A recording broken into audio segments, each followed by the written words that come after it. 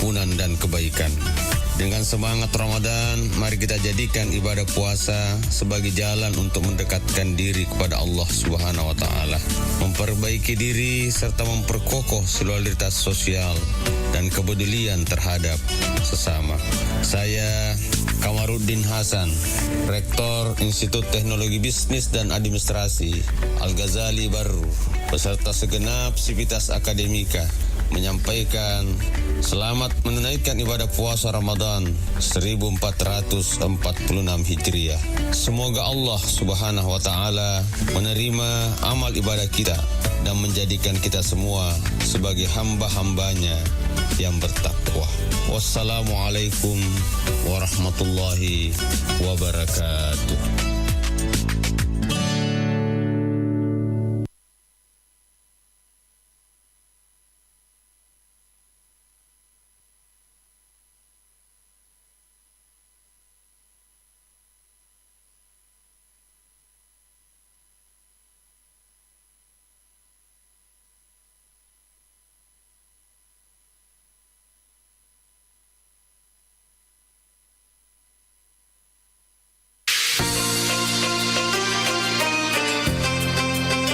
Bismillahirrahmanirrahim. Assalamualaikum warahmatullahi wabarakatuh. Saya Abustan Andi Bintang, Wakil Bupati Baru, dengan penuh rasa syukur mengucapkan selamat menunaikan ibadah puasa Ramadan 1446 Hijriah. Semoga bulan suci ini membawa berkah, kedamaian, kebahagiaan dan keberkahan bagi kita semua. Mari kita manfaatkan Ramadan ini untuk meningkatkan keimanan, memperbanyak ibadah, serta menebar kebaikan kepada sesama. Marhaban ya Ramadan, mohon maaf lahir dan batin. Wassalamualaikum warahmatullahi wabarakatuh. 87,6 Igi radionya Saudagar Ibu. Bismillahirrahmanirrahim. Amma yatasaalun 'anil naba'il 'azim alladhi hum fihi mukhtalifun. Kalla saya'lamun thumma kalla saya'lamun. Alam naj'alil arda mihada wal jibala awtada wa khalaqnakum azwaja wa ja'alna nawmakum subata wa ja'alna al-layla libasa wa ja'alna an-nahara ma'asha wa banayna fawqakum sab'an shidada wa ja'alna sirajan wahhaja wa anzalna minal mu'sirati ma'an thajjaja linukhrij bihi habban wa nabata wa jannatin alfafa inna yawmal fasli kana miqata yawma yunfakhu fis suri fatatuna afwaja wa futihatis samaa'u fakanat abwaba wa suyyiratil jibalu fakanat saraba inna jahannama kanat mirsada lit-taghina ma'aba labithina fiha ahqaba la yadhuquna fiha bardan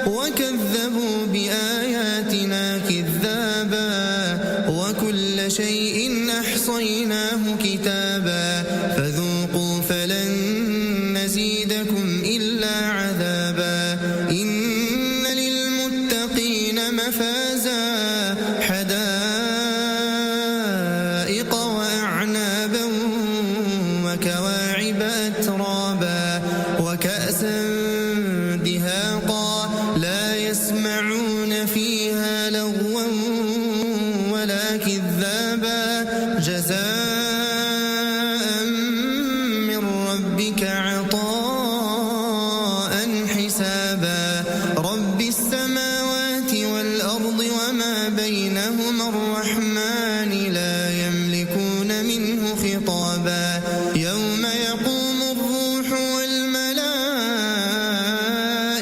صفا لا يتكلمون إلا من أذن له الرحمن وقال صوابا ذلك اليوم الحق فمن شاء اتخذ إلى ربه مآبا إنا أنذرناكم عذابا قريبا يوم ينظر المرء ما قدمت يداه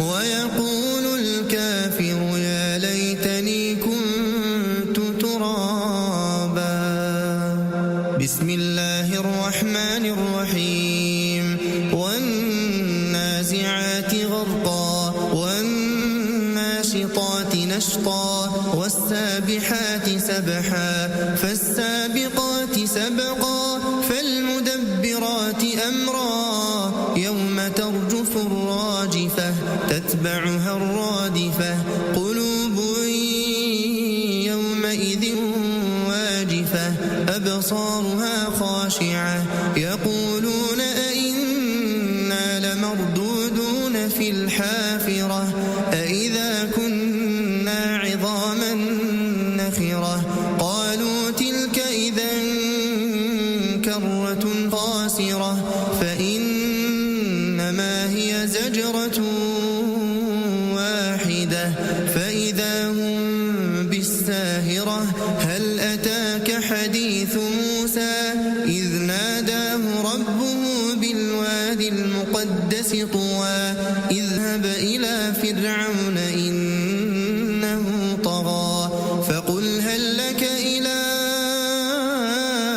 أن تزكى وأهديك إلى ربك فتخشى فأراه الآية الكبرى فكذب وعصى ثم أدبر يسعى فحشر فنادى فقال أنا ربكم الأعلى فأخذه الله نكال الآخرة والأولى إن في ذلك لعبرة لمن يخشى أأنتم أشد خلقا أم السماء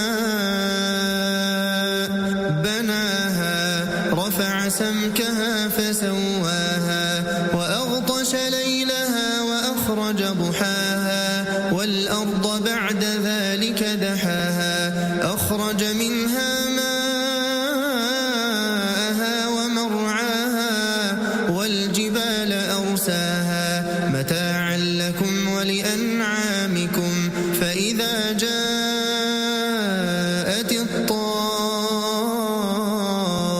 الطامة الكبرى يوم يتذكر الإنسان ما سعى وبرزت الجحيم لمن يرى فأما من طغى وآثر الحياة الدنيا فإن الجحيم هي المأوى وأما من خاف مقام ربه ونهى النفس عن الهوى فإن الجنة هي المأوى يسألونك عن الساعة أيان مرساها فيما أنت من ذكراها إلى ربك منتهاها إنما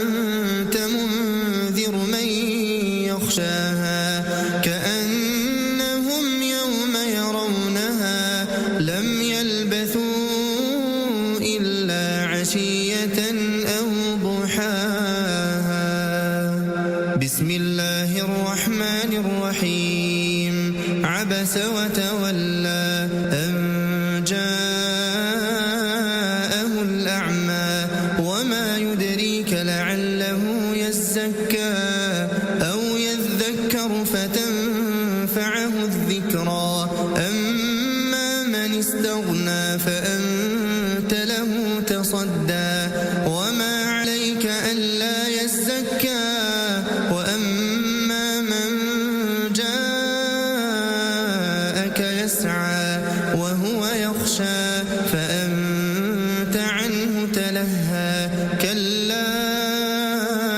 إنها تذكرة فمن شاء ذكره في صحف مكرمة مرفوعة مطهرة بأيدي سفرة كرام بررة قتل الإنسان ما أكفره من أي شيء خلقه من نطفة خلقه فقدره ثم السبيل يسره ثم أماته فأقبره ثم إذا شاء أنشره كلا لما يقض ما أمره فلينظر الإنسان إلى طعامه أنا صببنا الماء صبا ثم شققنا الأرض شقا فأنبتنا فيها حبا وعنبا وقضبا وزيتونا ونخلا وحدائق غلبا وفاكهة وأبا متاعا لكم ولأنعامكم فإذا جاءت الصاخة يوم يفر المرء من أخيه وأمه وأبيه وصاحبته وبنيه لكل امرئ منهم يومئذ شأن يغنيه وجوه يومئذ مسفرة ضاحكة مستبشرة ووجوه يومئذ عليها غبرة ترهقها قترة أولئك هم الكفرة الفجرة بسم الله الرحمن الرحيم إذا الشمس كورت وإذا النجوم انكدرت وإذا الجبال سيرت وإذا العشار عطلت وإذا الوحوش حشرت وإذا البحار سجرت وإذا النفوس زوجت وإذا الموءودة سئلت بأي ذنب قتلت وإذا الصحف نشرت وإذا السماء كشطت وإذا الجحيم سعرت وإذا الجنة أزلفت علمت نفس ما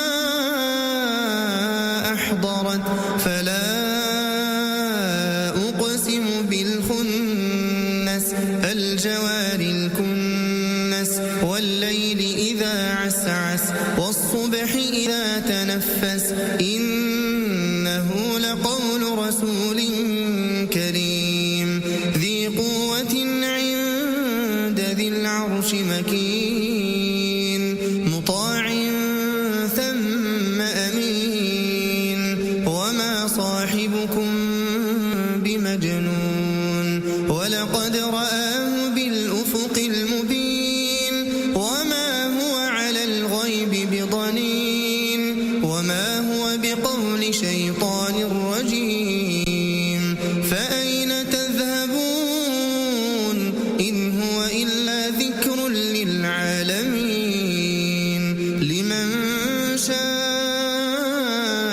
منكم أن يستقيم وما تشاءون إلا أن يشاء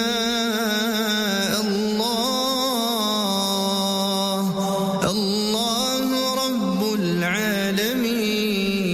العالمين بسم الله الرحمن الرحيم إذا السماء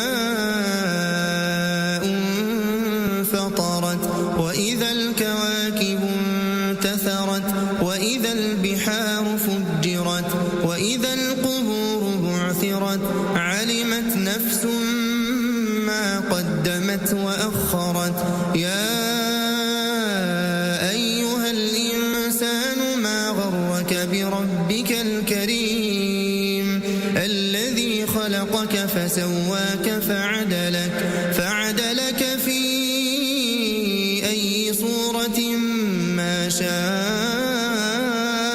ركبك كلا بل تكذبون بالدين وإن عليكم لحافظين إن كتاب الفجار لفي سجين وما أدراك ما سجين كتاب مرقوم ويل يومئذ للمكذبين الذين يكذبون بيوم الدين وما يكذب به إلا كل معتد أثيم إذا تتلى عليه آياتنا قال أساطير الأولين كلا بران على قلوبهم ما كانوا يكسبون كلا إنهم عن ربهم يومئذ لمحجوبون ثم إنهم لصالوا الجحيم ثم يقال هذا الذي كنتم به تكذبون كلا إن كتاب الأبرار لفي عليين وما أدراك ما عليون كتاب مرقوم يشهده المقربون إن الأبرار لفي نعيم على الأرائك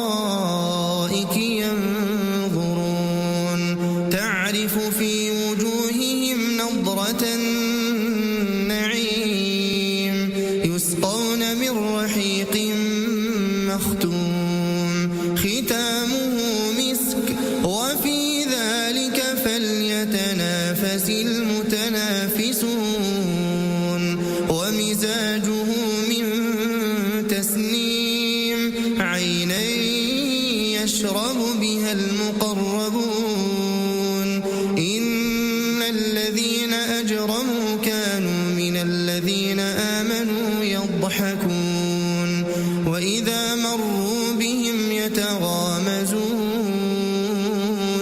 وإذا انقلبوا إلى أهلهم انقلبوا فكهين وإذا رأوهم قالوا إن هؤلاء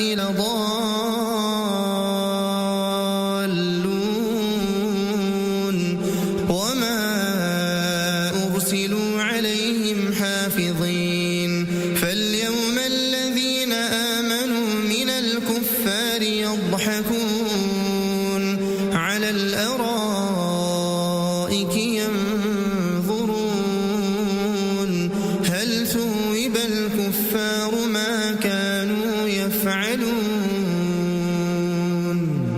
بسم الله الرحمن الرحيم إذا السماء انشقت وأذنت لربها وحقت وإذا الأرض مدت وألقت ما فيها وتخلت وأذنت لربها وحقت يا أيها الإنسان إنك كادح إلى ربك كدحا فملاقيه فأما من أوتي كتابه بيمينه فسوف يحاسب حسابا يسيرا وينقلب إلى أهله مسرورا وأما من أوتي كتابه وراء ظهره فسوف يدعو ثبورا ويصلى سعيرا إنه كان في أهله مسرورا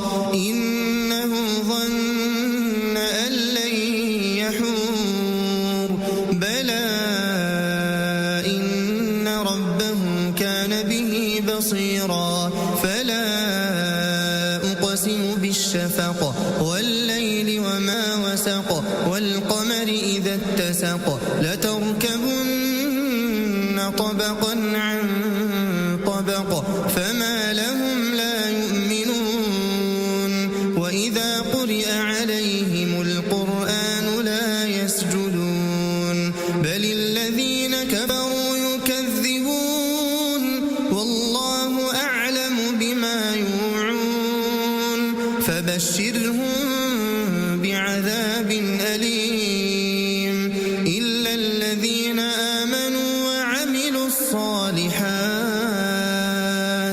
لهم أجر غير ممنون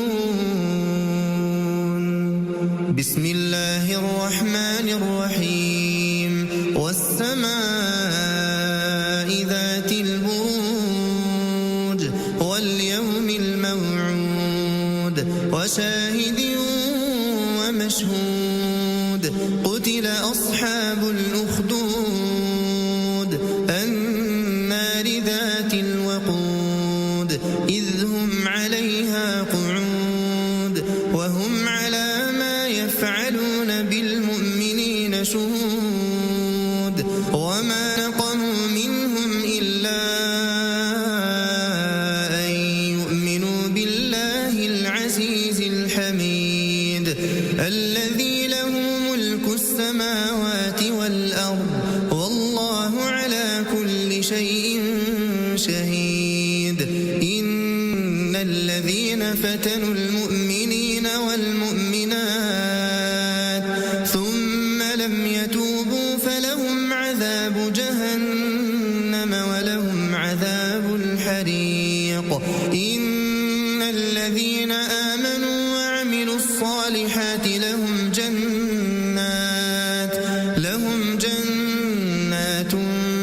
تجري من تحتها الأنهار ذلك الفوز الكبير إن بطش ربك لشديد إنه هو يبدئ ويعيد وهو الغفور الودود ذو العرش المجيد فعال لما يريد هل أتاك حديث الجنود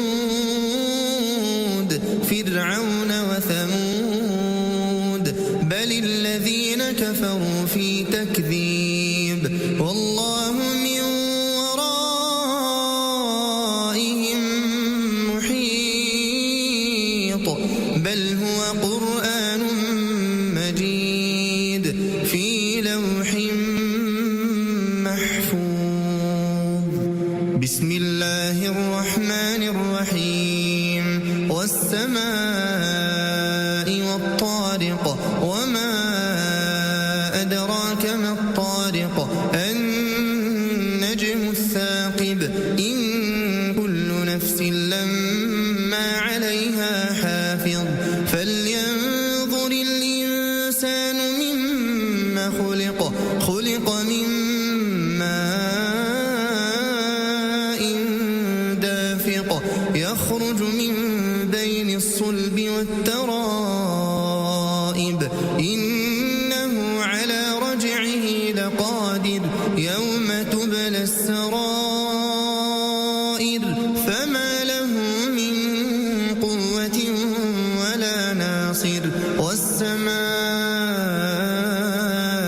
ذات الرجع والأرض ذات الصدع إنه لقول فصل وما هو بالهزل إنهم يكيدون كيدا وأكيد كيدا فمهل الكافرين أمهلهم رويدا بسم الله الرحمن الرحيم سبح اسم ربك الأعلى الذي خلق فسوى والذي قدر فهدى والذي أخرج المرعى فجعله غثاء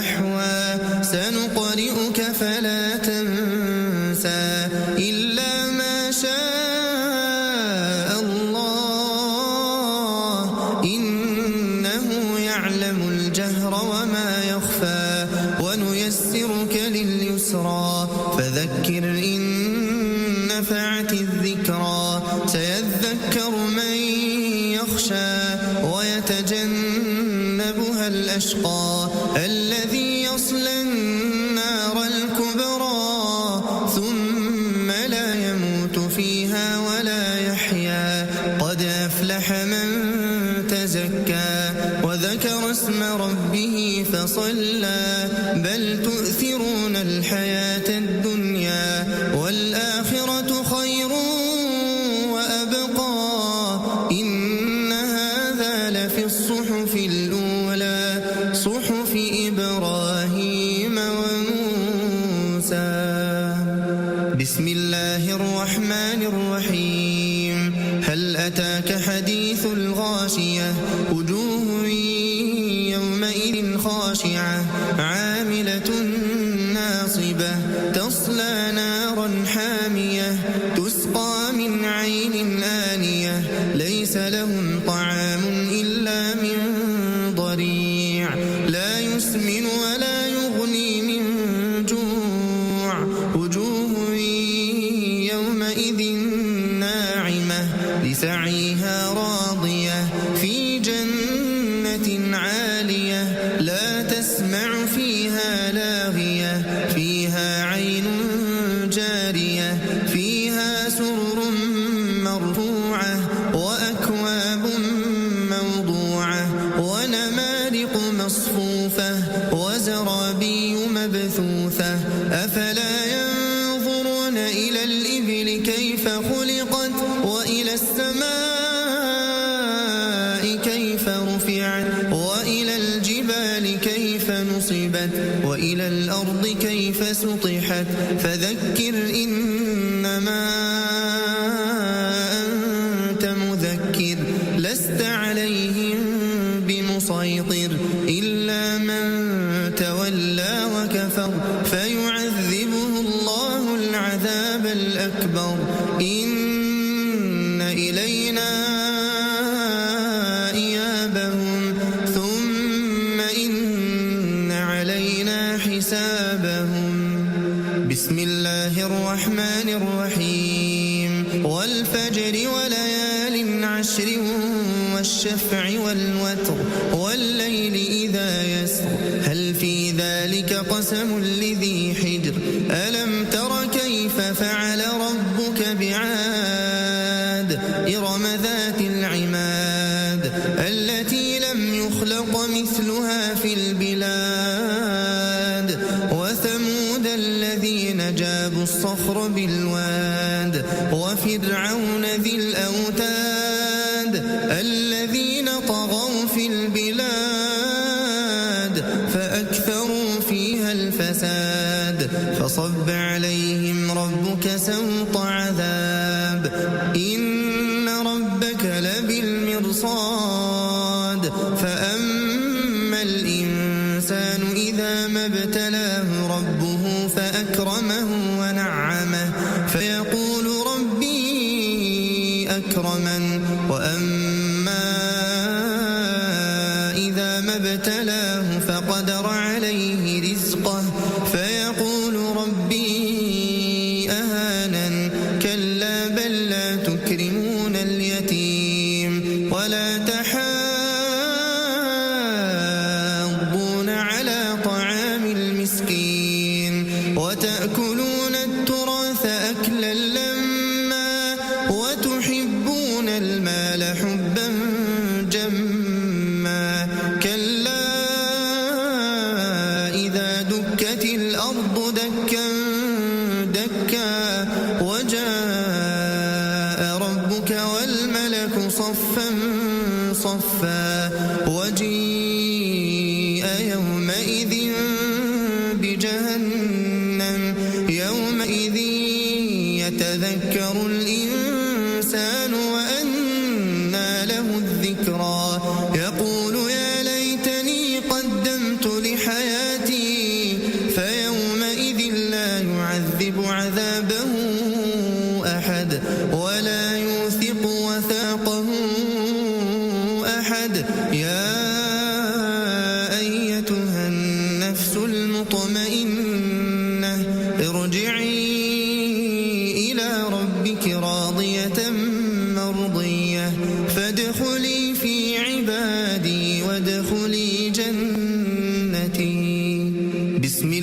الرحمن الرحيم لا أقسم بهذا البلد وأنت حل بهذا البلد ووالد وما ولد لقد خلقنا الإنسان في كبد أيحسب أن لن يقدر عليه أحد يقول أهلكت مالا لبدا أيحسب أن لم يره أحد ألم نجعل له عينين ولسانا وشفتين وهديناه النجدين فلاقتحم العقبة وما أدراك ما العقبة فك رقبة أو إطعام في يوم ذي مسغبة يتيما ذا مقربة أو مسكينا ذا متربة ثم كان من الذين آمنوا وتواصوا بالصبر وتواصوا بالمرحمة أولئك أصحاب الميمنة والذين كفروا بآياتنا هم أصحاب المشأمة عليهم نار مؤصدة بسم الله الرحمن الرحيم والشمس وضحاها والقمر إذا تلاها والنهار إذا جلاها والليل إذا يغشاها والسماء وما بناها والأرض وما طحاها ونفس وما سواها فألهمها فجورها وتقواها قد أفلح من زكاها وقد خاب من دساها كذبت ثمود بطغواها إذ انبعث أشقاها فقال لهم رسول الله ناقة الله وسقياها فكذبوه فعقروها فدمدم عليهم ربهم بذنبهم فسواها ولا يخاف عقباها بسم الله الرحمن الرحيم والليل إذا يغشى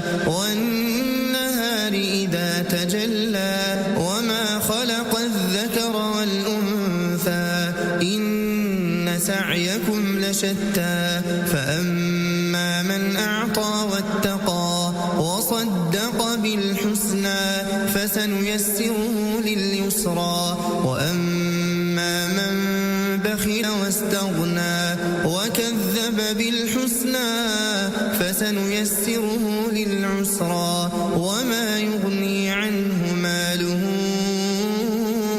إذا تردى إن علينا للهدى وإن لنا للآخرة والأولى فأنذرتكم نارا تلظى لا يصلاها إلا الأشقى الذي كذب وتولى وسيجنبها الأتقى الذي يؤتي ماله يتزكى وما لأحد عنده من نعمة تجزى إلا ابتغاء وجه ربه الأعلى ولسوف يرضى بسم الله الرحمن الرحيم والضحى والليل إذا سجى ما ودعك ربك وما قلى وللآخرة خير لك من الأولى ولسوف يعطيك ربك فترضى ألم يجدك يتيما فآوى ووجدك ضالا فهدى ووجدك عائلا فأغنى فأما اليتيم فلا تقهر وأما السائل فلا تنهر وأما بنعمة ربك فحدث بسم الله الرحمن الرحيم ألم نشرح لك صدرك ووضعنا عنك وزرك الذي أنقض ظهرك ورفعنا لك ذكرك فإن مع العسر يسرا إن مع العسر يسرا فإذا فرغت فانصب وإلى ربك فارغب بسم الله الرحمن الرحيم والتين والزيتون وطور سينين وهذا البلد الأمين لقد خلقنا الإنسان في أحسن تقويم ثم رددناه أسفل سافلين إلا الذين آمنوا وعملوا الصالحات فلهم أجر غير ممنون فما يكذبك بعد بالدين أليس الله بأحكم الحاكمين بسم الله الرحمن الرحيم اقرأ باسم ربك الذي خلق خلق الإنسان من علق اقرأ وربك الأكرم الذي علم بالقلم علم الإنسان ما لم يعلم كلا إن الإنسان ليطغى أن رآه استغنى إن إلى ربك الرجعى أرأيت الذي ينهى عبدا إذا صلى أرأيت إن كان على الهدى أو أمر بالتقوى أرأيت إن كذب وتولى ألم يعلم بأن الله يرى كلا لئن لم ينته لنسفعا بالناصية ناصية كاذبة خاطئة فليدع ناديه سندع الزبانية كلا لا تطعه واسجد واقترب بسم الله الرحمن الرحيم إنا أنزلناه في ليلة القدر وما أدراك ما ليلة القدر ليلة القدر خير من 1000 شهر تنزل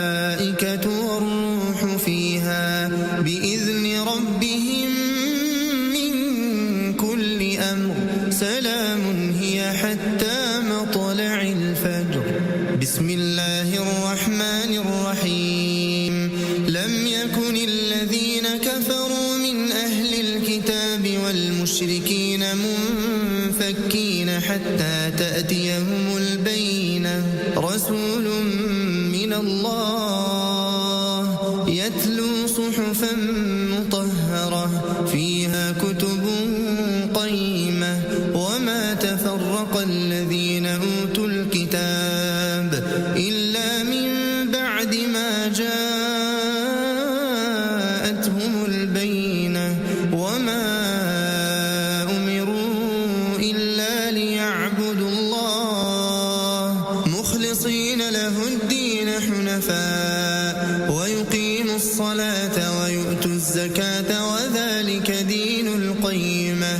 إن الذين كفروا من أهل الكتاب والمشركين في نار جهنم خالدين فيها أولئك هم شر البرية إن الذين آمنوا وعملوا الصالحات أولئك هم خير البرية جزاؤهم عند ربهم جنات عدن تجري من تحتها الأنهار خالدين فيها أبدا رضي الله عنهم ورضوا خشي ربه. بسم الله الرحمن الرحيم.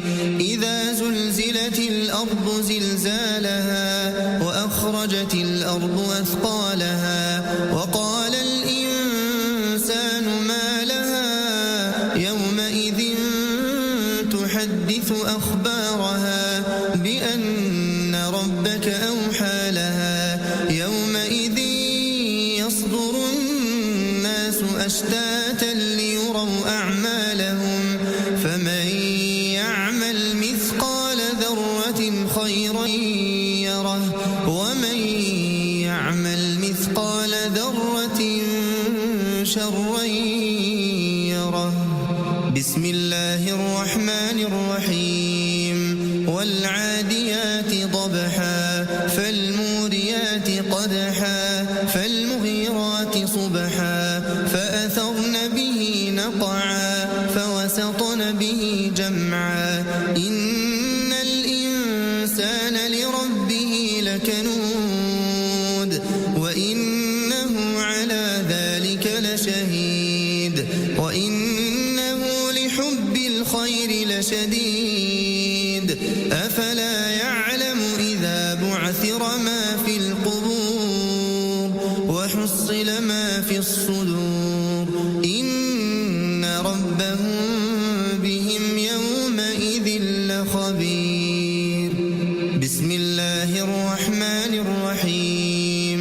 القارعة ما القارعة وما أدراك ما القارعة يوم يكون الناس كالفراش المبثوث وتكون الجبال كالعهن المنفوش فأما من ثقلت موازينه فهو في عيشة راضية وأما من خفت موازينه فأمه هاوية وما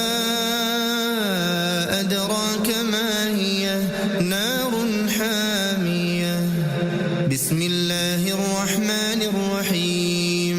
ألهاكم التكاثر حتى زرتم المقابر كلا سوف تعلمون ثم كلا سوف تعلمون كلا لو تعلمون علم اليقين لترون الجحيم ثم لترونها عين اليقين ثم لتسألن يومئذ عن النعيم. بسم الله الرحمن الرحيم.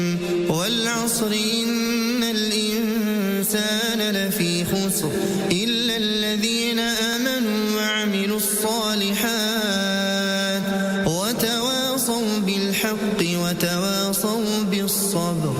بسم الله الرحمن الرحيم. ويل لكل همزة لمزة الذي جمع مالا وعدده يحسب أن ماله أخلده كلا لينبذن في الحطمة وما أدراك ما الحطمة نار الله الموقدة التي تطلع على الأفئدة إنها عليهم مؤصدة في عمد ممددة. بسم الله الرحمن الرحيم. ألم تر كيف فعل ربك بأصحاب الفيل ألم يجعل كيدهم في تضليل وأرسل عليهم طيرا أبابيل ترميهم بحجارة من سجيل فجعلهم كعصف مأكول. بسم الله الرحمن الرحيم. لإيلاف قريش إيلافهم رحلة الشتاء والصيف فليعبدوا رب هذا البيت الذي أطعمهم من جوع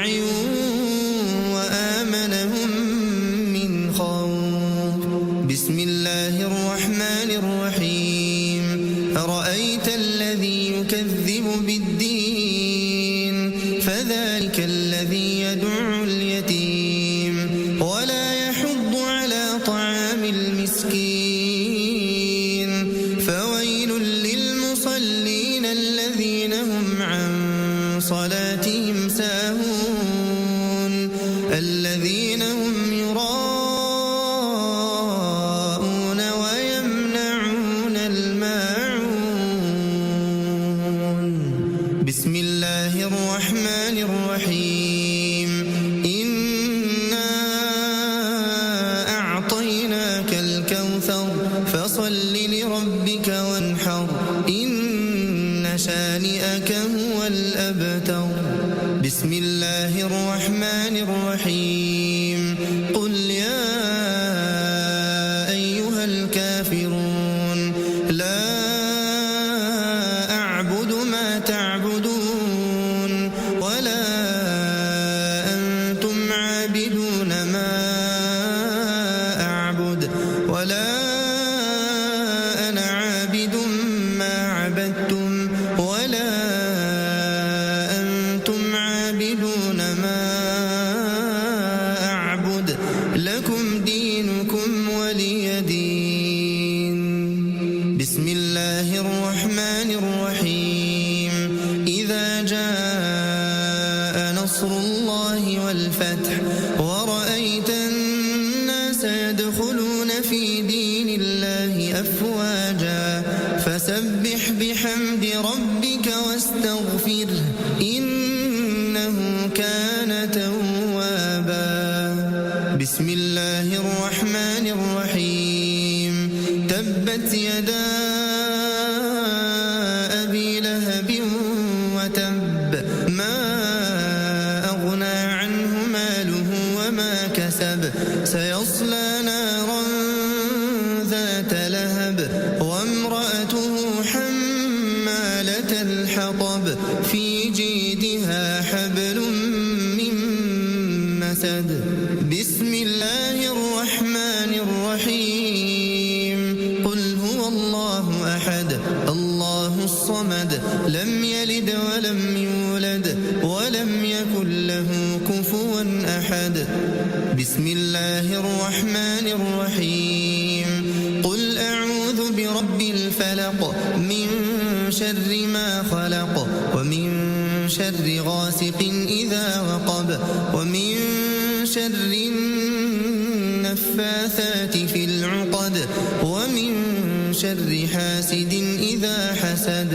بسم الله الرحمن الرحيم قل أعوذ برب الناس ملك الناس إله الناس من شر الوسواس الخناس الذي يوسوس في صدور الناس من الجنة والناس بسم الله الرحمن الرحيم عما يتساءلون عن النبأ العظيم الذي هم فيه مختلفون كلا سيعلمون ثم كلا سيعلمون ألم نجعل الأرض مهادا والجبال أوتادا وخلقناكم أزواجا وجعلنا نومكم سباتا وجعلنا الليل لباسا وجعلنا النهار معاشا Assalamualaikum warahmatullahi wabarakatuh.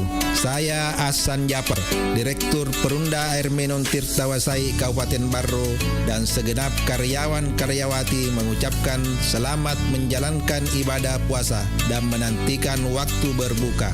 Semoga segala amal ibadah kita semua mendapatkan berkah dan dilipat gandakan oleh Allah Subhanahu wa Ta'ala. Gunakan air seperlunya dan ingat Ki, bayar rekening air tepat waktu. Wassalamualaikum warahmatullahi wabarakatuh.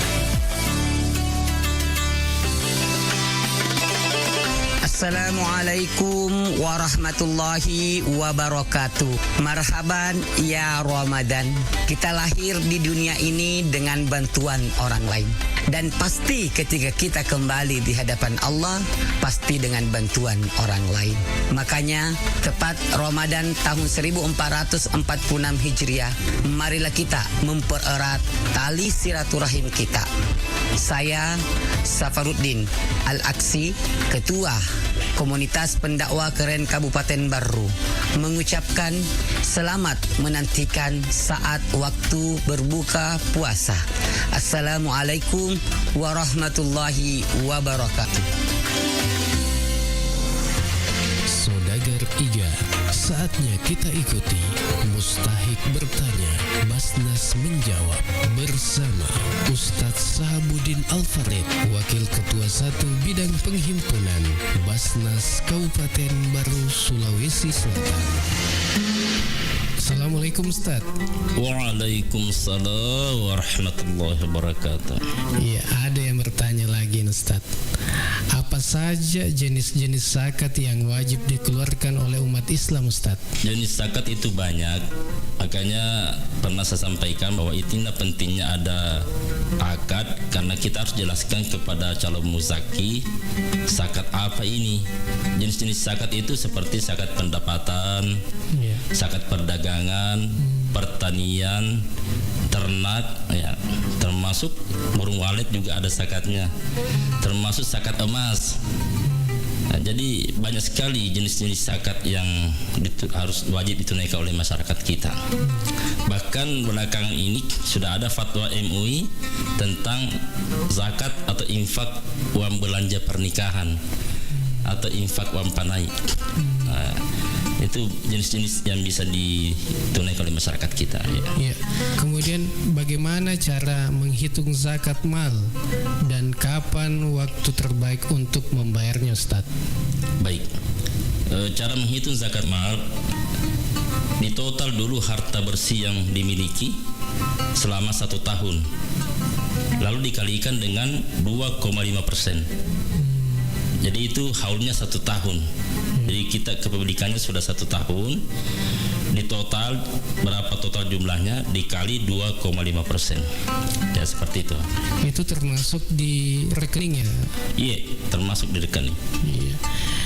Ini Ustaz, ada lagi. Apakah ada perbedaan antara zakat penghasilan dan zakat mal, Ustaz? Baik. Zakat mal dan zakat penghasilan pada dasarnya sama. Karena namanya mal itu adalah harta. Nah, penghasilan juga harta. Namun keduanya memiliki perbedaan dalam objek perhitungan. Jadi zakat mal kan termasuk itu pendapatan, penghasilan, peternakan, pertanian, itu zakat mal semua sebenarnya. Cuma hitung-hitungannya yang berbeda setiap jenis. Iya, seperti itu. Iya, baik. Terima kasih Ustaz. Terima kasih. Demikian Mustahik bertanya, Basnas menjawab.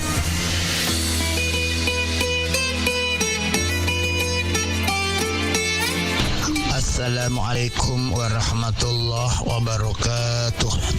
Marhaban ya Ramadan. Kepada seluruh saudagar Iga Radio dimanapun berada, selamat menjalankan ibadah puasa dan ibadah amalia di dalam bulan Ramadan.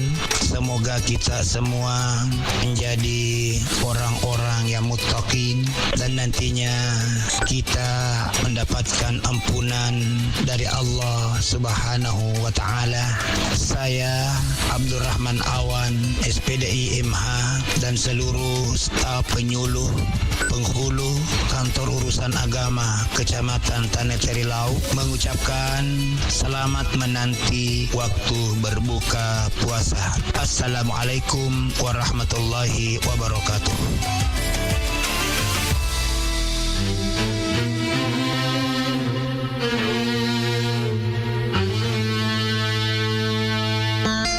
Assalamualaikum warahmatullahi wabarakatuh. Saya Muhammad Muhammad Idris SAG MPD, Ketua Asosiasi Penghulu Republik Indonesia Kabupaten Baru, mengucapkan selamat menunaikan ibadah puasa Ramadan 1446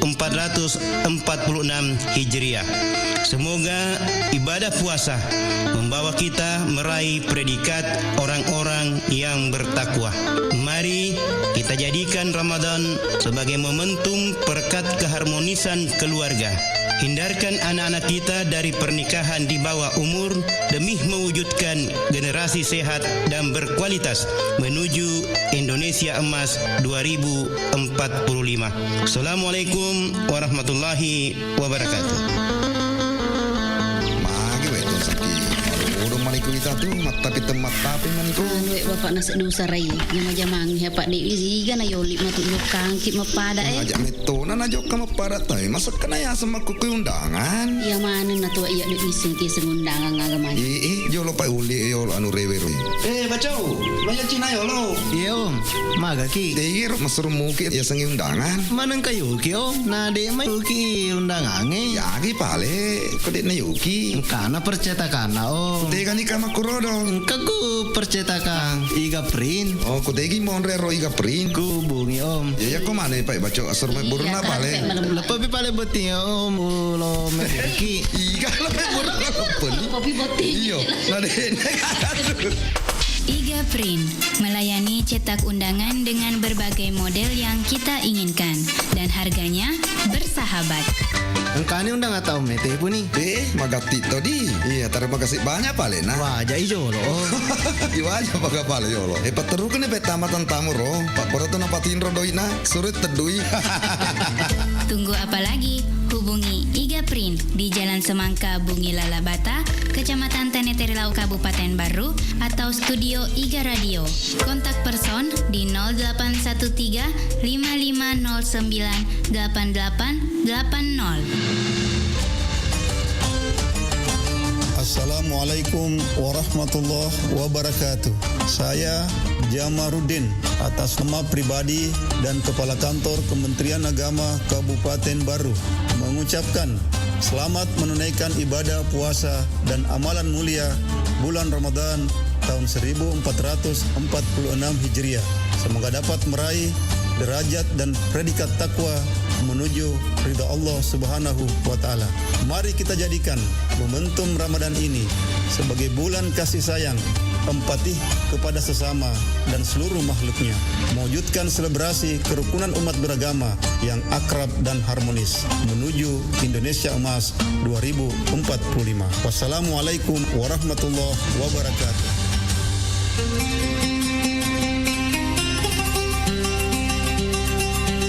Assalamualaikum warahmatullahi wabarakatuh. Marhaban ya Ramadan. Bulan Ramadan, bulan paling mulia dan penuh ampunan. Semoga segala amal ibadah yang kita laksanakan pada bulan Ramadan ini dilipat gandakan oleh Allah Subhanahu wa taala. Selamat menanti saat berbuka puasa. Saya Samsudin SCP MSI, Kepala Dinas Komunikasi Informatika dan Statistik Kabupaten Baru. Wassalamualaikum warahmatullahi wabarakatuh.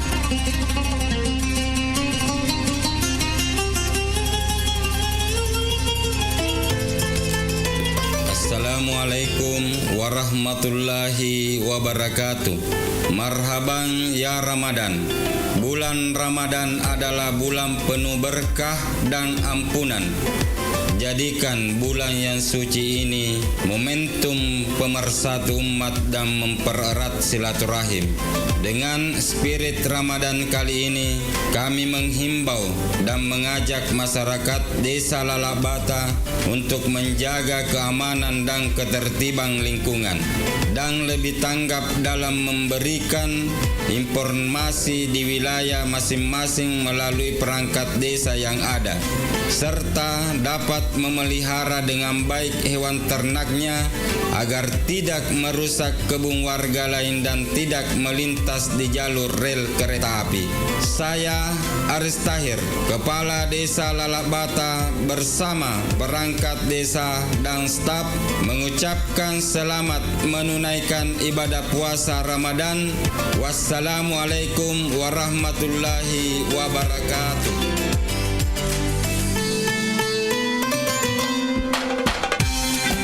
Assalamualaikum warahmatullahi wabarakatuh.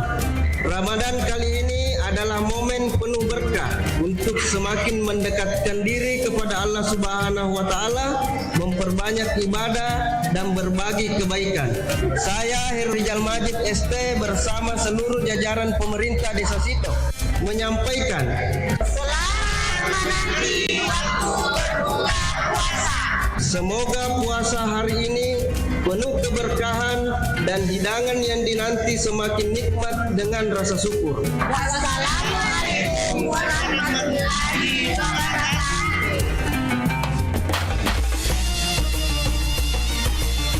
Assalamualaikum warahmatullahi wabarakatuh. Marhaban ya Ramadan. Saya Jamaluddin Esos MH, Kepala Dinas PMD PPKB P3A Kabupaten Barru beserta seluruh staf mengucapkan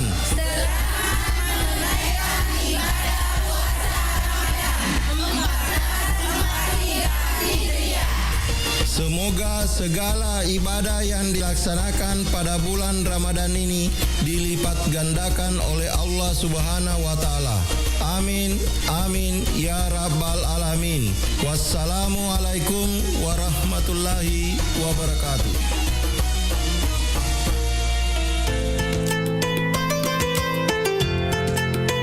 Assalamualaikum warahmatullahi wabarakatuh. Saya Insinyur Ahmad MM, Kepala Dinas Pertanian dan Ketahanan Pangan Kabupaten Barru bersama seluruh jajaran termasuk penyuluh pertanian lapangan mengucapkan marhaban ya Ramadan. Selamat menunaikan ibadah puasa 1446 Hijriah tahun 2025 Masehi.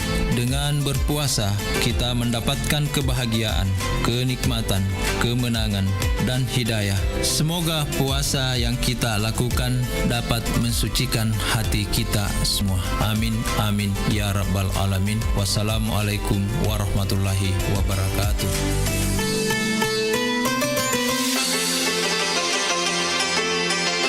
Assalamualaikum warahmatullahi wabarakatuh. Saya Samsia Muci, Ketua Pimpinan Cabang Muslimat Nahdlatul Ulama Kabupaten Barru bersama segenap pengurus dan anggota mengucapkan marhaban ya Ramadan. Semoga ibadah puasa kita diterima oleh Allah Subhanahu wa taala, diberi keberkahan serta semakin memperkuat iman dan ketakwaan kita. Mari jadikan bulan suci ini sebagai momentum untuk memperbanyak amal ibadah, mempererat silaturahmi, dan meningkatkan kepedulian terhadap sesama. Selamat menanti berbuka puasa. Semoga Allah Subhanahu wa taala melimpahkan rahmat dan hidayahnya kepada kita semua. Wallahu muwaffiq ila aqwamit thariq. Wassalamualaikum warahmatullahi wabarakatuh.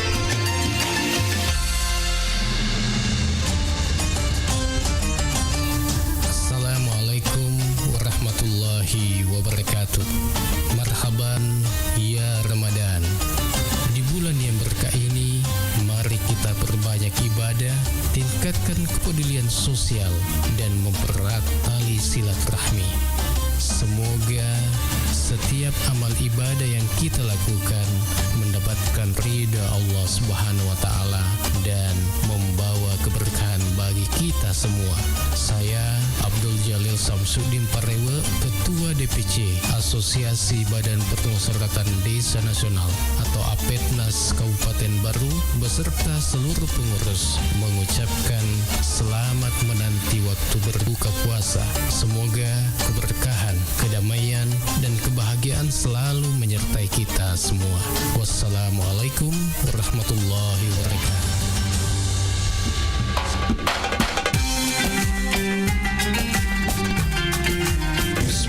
Bismillahirrahmanirrahim.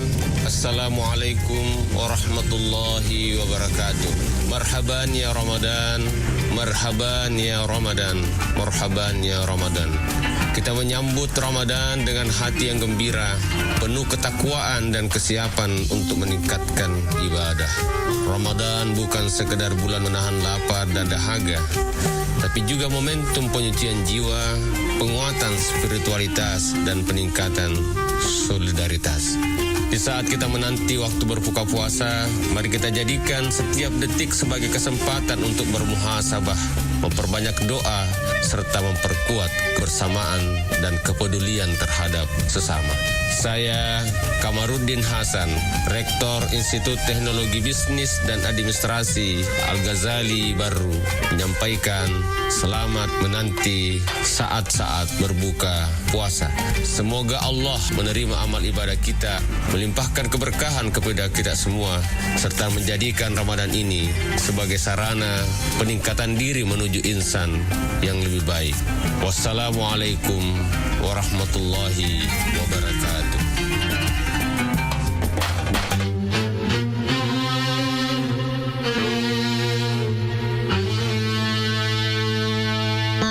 Assalamualaikum warahmatullahi wabarakatuh. Marhaban ya Ramadan. Bulan Ramadan salah satu bulan yang paling mulia di antara bulan yang lainnya. Semoga segala ibadah yang dilaksanakan pada bulan Ramadan ini dilipat gandakan oleh Allah Subhanahu wa taala.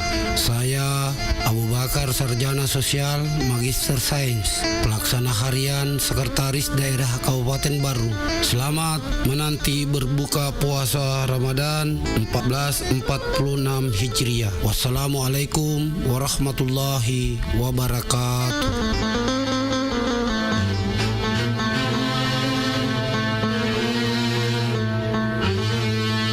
Assalamualaikum warahmatullahi wabarakatuh. Puji syukur kita panjatkan kehadirat Allah Subhanahu wa taala yang kembali mempertemukan kita dengan bulan suci Ramadan, bulan penuh berkah, bulan penuh rahmat dan ampunan. Saya Nyonya Andi Milawati Abustan, Ketua Tim Penggerak PKK Kabupaten Barru, mengucapkan selamat menunaikan ibadah puasa Ramadan 1446 Hijriah. Semoga ibadah kita diterima oleh Allah Subhanahu wa taala dan membawa keberkahan bagi keluarga serta masyarakat.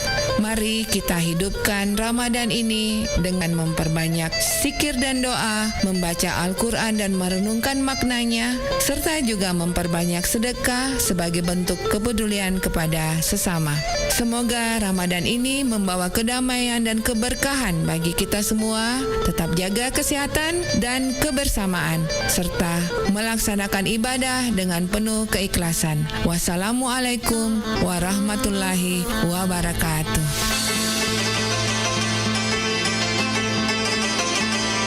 Assalamualaikum warahmatullahi wabarakatuh. Marhaban ya Ramadan. Selamat datang bulan mulia, bulan suci Ramadan 1446 Hijriah. Semoga amal ibadah Ramadan kita diterima di sisi Allah Subhanahu wa taala. Terkhusus ibadah zakat.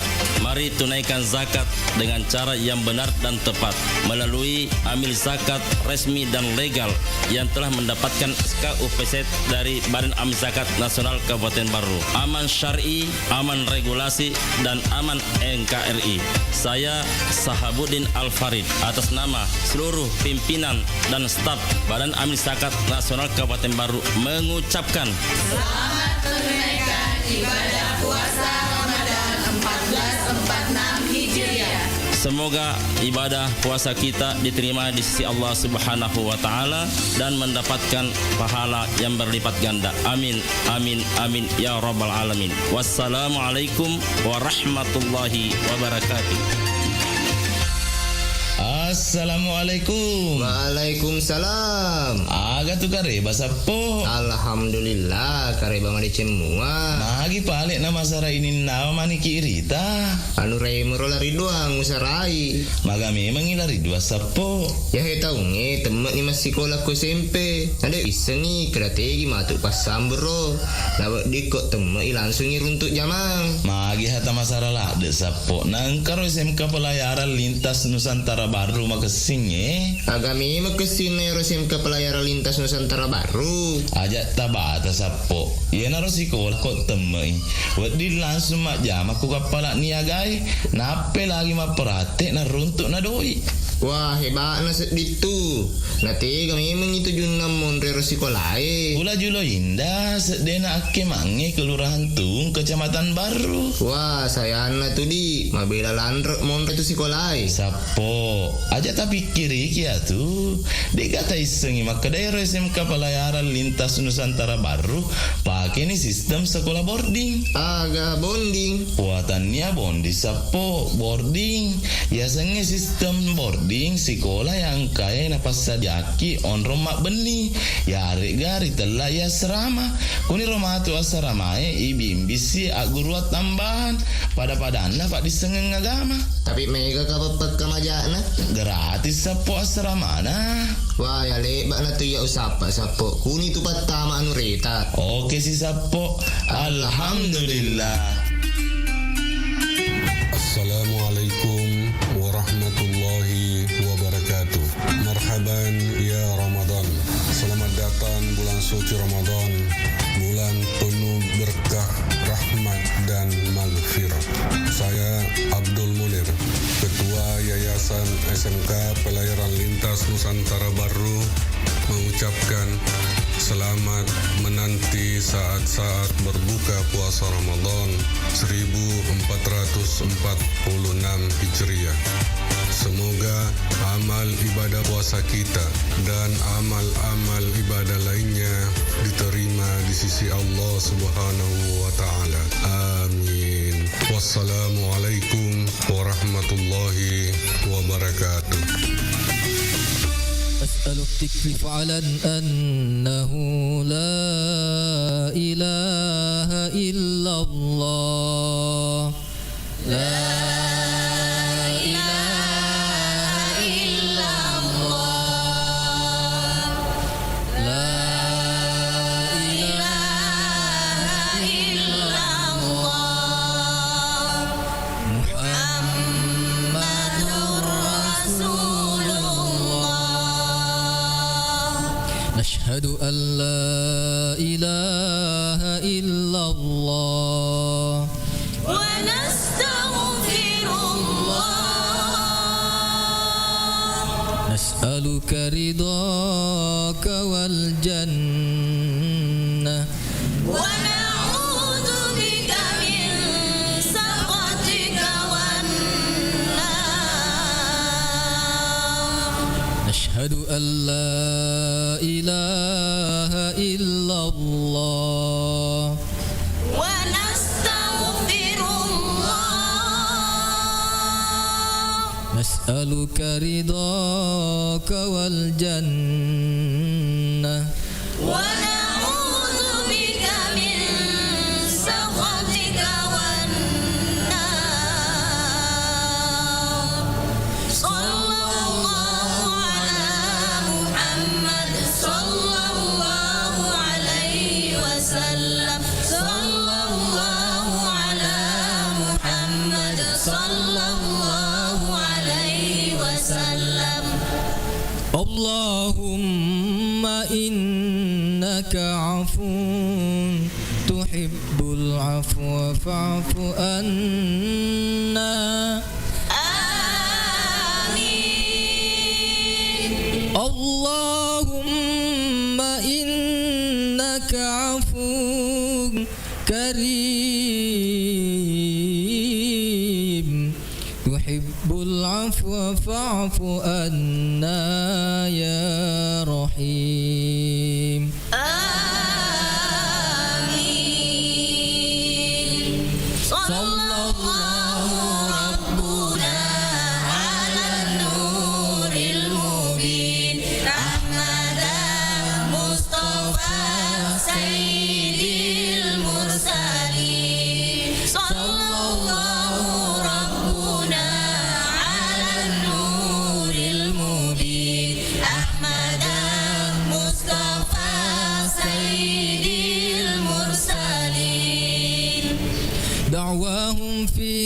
سبحانك اللهم وتحيتهم فيها سلام وآخر دعواهم عن الحمد لله رب العالمين.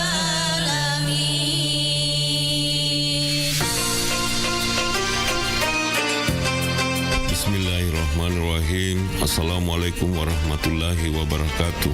Marhaban ya Ramadan. Puji syukur kita panjatkan kehadirat Allah Subhanahu wa taala yang kembali mempertemukan kita dengan bulan penuh berkah. Bulan yang suci ini, bulan Ramadan 1446 Hijriah. Semoga ibadah puasa kita diterima dan membawa keberkahan bagi kita semua. Di momen yang penuh rahmat ini, mari kita tingkatkan keimanan, berbanyak ibadah serta saling berbagi dengan sesama. Semoga setiap doa dan usaha kita mendapatkan ridho Allah Subhanahu wa taala. Saya Abu Stanandi Bintang, Wakil Bupati Baru mengucapkan selamat menantikan waktu berbuka puasa. Semoga keberkahan selalu menyertai kita. Wassalamualaikum warahmatullahi wabarakatuh.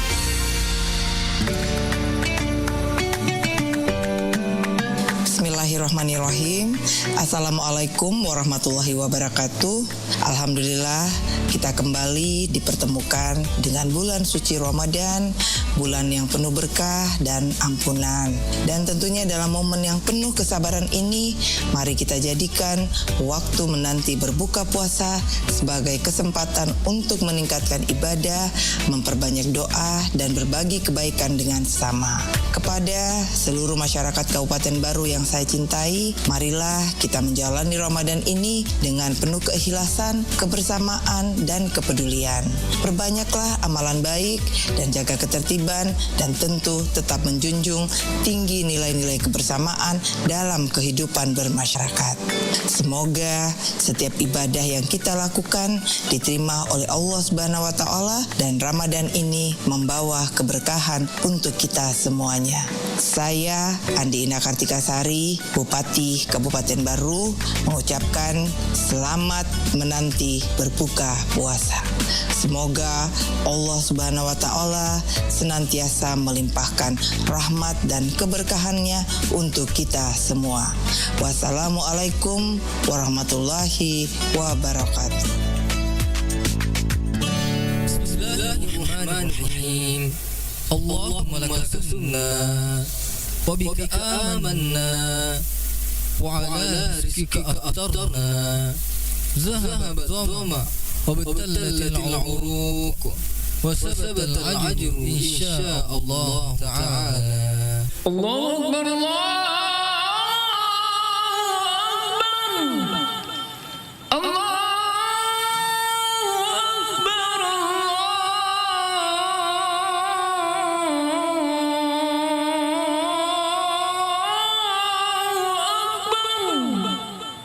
أشهد أن لا إله إلا الله.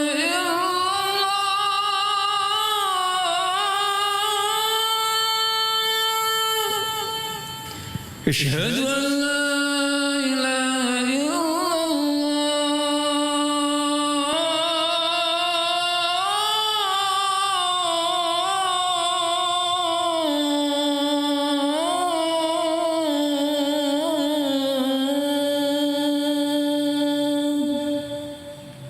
أشهد أن محمد رسول الله.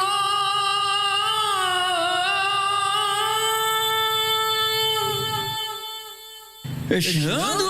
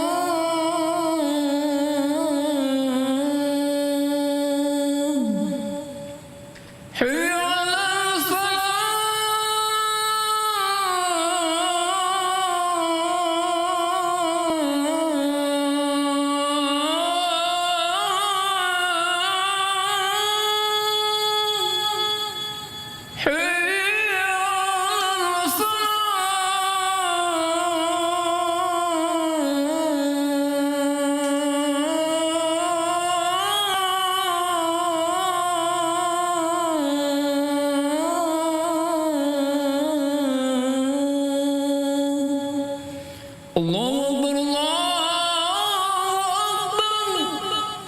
La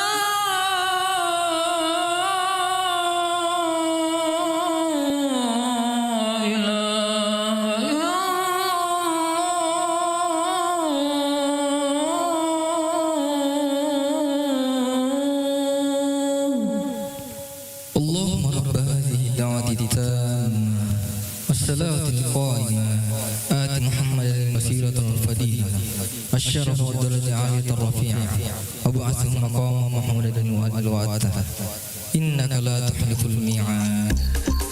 87,6 Iga Radio, radionya Saudagar Iga.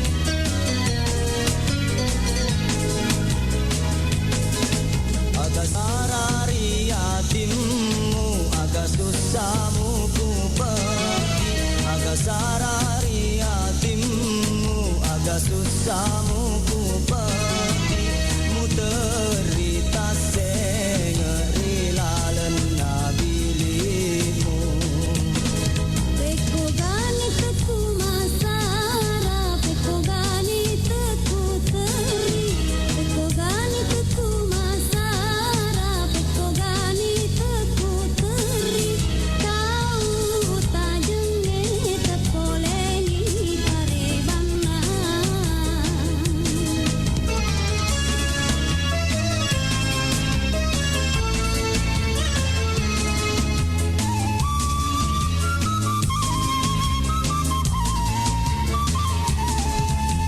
Mudokoimi alemu makale rojon rojong Mudokoimi alemu makale rojon rojong Tulimu ingarang kaulau ero mabela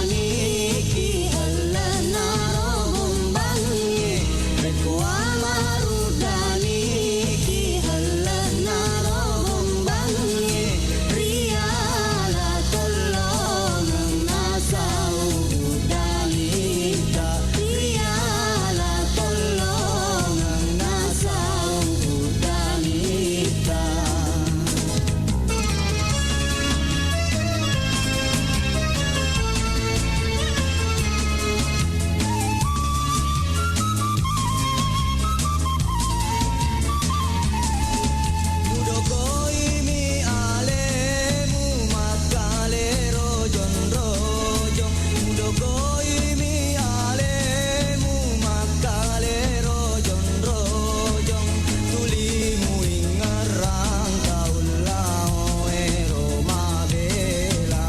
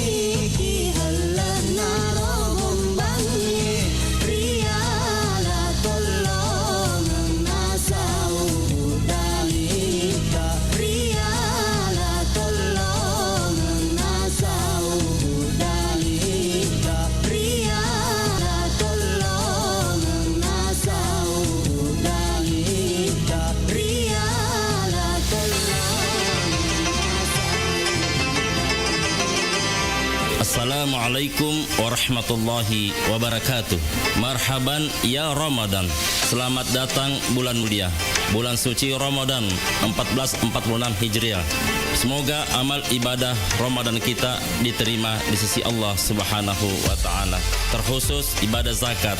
Mari tunaikan zakat dengan cara yang benar dan tepat melalui amil zakat resmi dan legal yang telah mendapatkan SK UPZ dari Badan Amil Zakat Nasional Kabupaten Baru. Aman syar'i, aman regulasi, dan aman NKRI.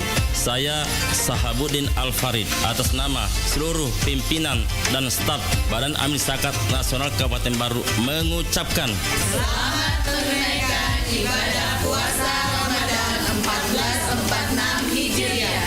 Semoga ibadah puasa kita diterima di sisi Allah Subhanahu wa taala dan mendapatkan pahala yang berlipat ganda. Amin, amin, amin ya rabbal alamin. Wassalamualaikum warahmatullahi wabarakatuh. Assalamualaikum. Waalaikumsalam. Aga tu kare basapo. Alhamdulillah kare bang ade cemua. Magi palik na masara ini nawa mani kirita. Anu rei merolari doang usarai. Maga memang ilari dua sapo. Ya he tahu nge temen ni masih sekolah ku SMP. Ade wisa ni strategi matuk pasam bro. Lawak dikot temen langsung runtuk jamang. Magi hata masara lah de sapo. Nangkaro SMK pelayaran lintas Nusantara Baru makesing Agami makesin na SMK pelayaran lintas Nusantara Baru. Ajak tabata sapo. Iya naro sekolah kok temui. Wadi langsung mak jam aku kapala niagai. Nape lagi mak perhati na runtuk na doi. Wah hebat na itu. Nanti kami memang itu junam monre sekolah. Pula julo indah sedena ake mange kelurahan Tung Kecamatan Baru. Wah saya anak tu di mabela landrek monre tu sekolah. Sapo aja tapi kiri kia tu. Dikata isengi maka daerah SMK pelayaran lintas Nusantara Baru pakai ni sistem sekolah boarding. Agak bonding. Buatannya bondi sapo boarding. Ya senge sistem boarding sekolah yang kaya na pasadiaki on romak beni. Ya gari telah ya serama.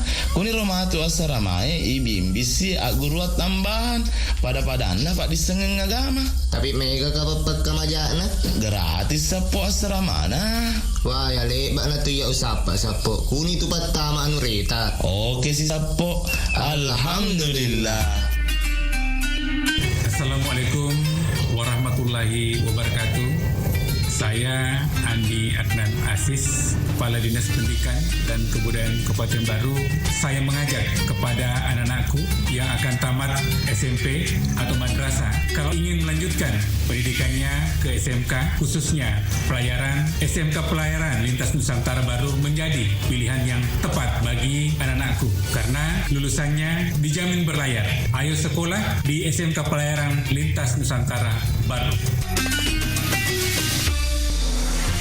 Saudagar Iga, saatnya kita ikuti Mustahik bertanya, Basnas menjawab bersama Ustadz Sahabuddin Al-Farid, Wakil Ketua 1 Bidang Penghimpunan Basnas Kabupaten Baru, Sulawesi Selatan. Assalamualaikum Ustaz. Waalaikumsalam warahmatullahi wabarakatuh. Ya, ada lagi nih pertanyaan Ustaz. Jika seseorang memiliki hutang ini Ustaz, apakah tetap wajib membayar zakat? Baik, orang yang berhutang sepanjang utangnya itu tidak menjadi beban baginya untuk membayar zakat, tetap wajib zakat.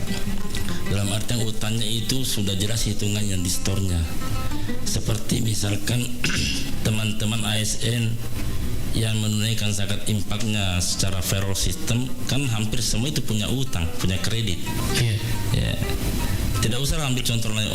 Diri saya sendiri, saya juga masih ada kredit, masih ada utang, tapi tidak boleh, tetap saya harus keluarkan zakat saya. Setelah saya membayar zakat saya, baru saya bayar kredit saya. Itu tidak menghalangi untuk membayar zakat karena kredit yang kita bayar itu sudah terjangkau. Jadi tergantung utangnya itu yang seperti apa. Iya. Ini Ustaz, ada lagi nih. Bagaimana itu hukum dan tata cara membayar zakat bagi seorang yang memiliki penghasilan tidak tetap? Ya Ustaz. Baik. Soal bayar zakat itu tidak dilihat dari kondisi penghasilannya, apakah tetap atau tidak. Yang penting tercukupi haulnya dan nisabnya. Contoh misalkan seorang petani itu kan penghasilannya tidak tetap. Tapi ketika dia sudah panen dan mencapai nisab, wajib keluar. Ya. Saya dulu waktu belum aktif sebagai pimpinan Basnas, saya hanya seorang mubalik. Mubalik ini kan tidak jelas penghasilannya, temporer tak? Tapi tetap kita menghitung berapa pemasukan ke bulan ini. Keluarkan zakatnya, tetap keluar. Jadi walaupun penghasilannya tidak tetap, kalau mencukupi nisab wajib keluar. Kalau tadi saya mencontohkan diri saya sebagai mubalik, termasuk Anda guru tak mengkoso, beliau kan penghasilannya tidak tetap. Ya, tapi perlu diketahui zakatnya itu sampai 50 juta. Mengalahkan zakatnya pengusaha besar. Ya, jadi kalau kita sudah berhitung bahwa nisabnya tercapai, harus kita keluarkan. Iya, seperti itu. Iya, baik, terima kasih. Iya, terima kasih. Demikian Mustahik bertanya, Mas Nas menjawab. Assalamualaikum warahmatullahi wabarakatuh. Halo sahabat sehat Bio7. Untuk saat ini saya sedang bersama dengan salah satu pengguna Bio7. Nah, nama Bapak siapa? Pak Majid. Bapak Majid tinggal di mana dan umurnya berapa? Di Pasar Ele, umurnya 66 tahun. Ya, jadi mungkin bisa diceritakan sedikit keluhan tak dulu sebelum kita mengkonsumsi Bio7. Wah, dulu saya itu kena penyakit mah, lambung, kena tekanan darah tinggi, kolesterol, asam urat, pokoknya macam-macam penyakit yang kena saya pada waktu itu. Dan waktu itu berobat kemana saja itu atau periksa di mana, Ki? Keliling di puskesmas, di rumah sakit, pokoknya semua praktik di Baru itu kudatangi semua, tapi sama sekali tidak ada perubahan. Ya, jadi di mana kita tahu itu tentang Bio7? Kalau Bio7 itu tahunya di radio di Bungi. Setelah saya dengar itu, ya saya cepat-cepat minta di sana. Alhamdulillah anak-anak itu sering kali mengantarkan sama saya. Jadi saya ucapkan terima kasih banyak sama anak-anak karena dia bisa antarkan saya di sini karena saya pernyataan saya ini kabur. Setelah saya konsumsi Bio7 ini, alhamdulillah agak ada perubahan sedikit demi sedikit rasanya. Berapa kali kita minum itu Bio7 tak? Pertama itu 3 kali satu hari, pagi, tengah hari, sama mau tidur. Sekarang ini saya kurangi pagi sama sore, itu aja. Botol keberapa itu baru kita rasakan ada khasiat dari Bio7? Ya, rasanya dari botol kedua. Mungkin ada sedikit pesan kepada pendengar yang belum pernah mengkonsumsi Bio7, Bapak Majid. Begini, ibunya itu ada itu di belakang, di kakinya, di dekat lututnya itu benjol. Saya kasih tahu minum Bio7, coba-coba. Pertama dia tidak percaya. Jadi dia dikasih tahu di dokter, ini tidak dioperasi ibu. Jadi saya coba-coba belikan Bio7, ternyata benjolannya itu agak kurang sudah sekarang. Jadi sekarang sudah bisa sembahyang. Jadi alhamdulillah Bio7 ini sangat bermanfaat. Ya, Bio7 telah terbukti ampuh untuk mengobati penyakit kronis atau penyakit yang tak kunjung sembuh. Dapatkan Bio7 dengan menghubungi call center di 0812 2323 5544. Bio7 double formula, double khasiatnya. 87,6 Iga Radio. Radionya Saudagar Ibu.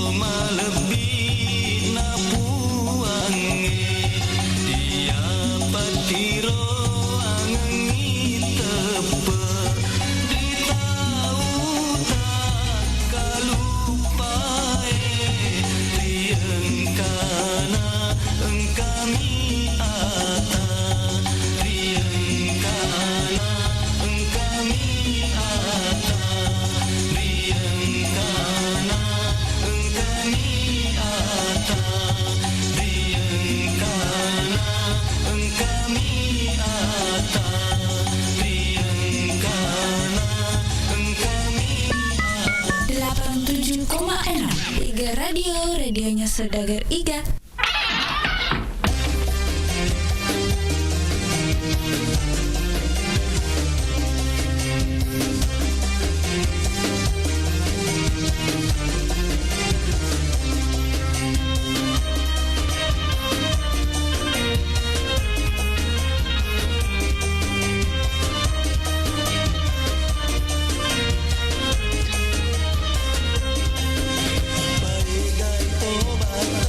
Di